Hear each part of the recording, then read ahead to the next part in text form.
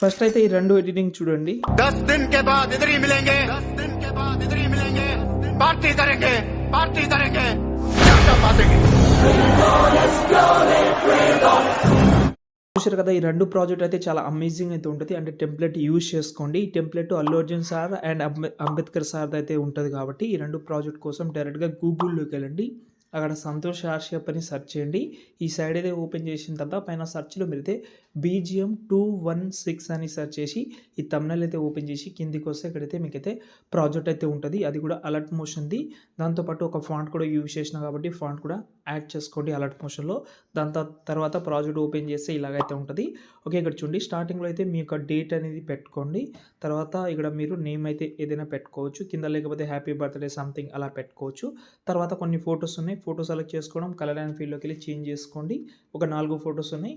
దాని తర్వాత వీడియోని సేవ్ చేసుకోండి.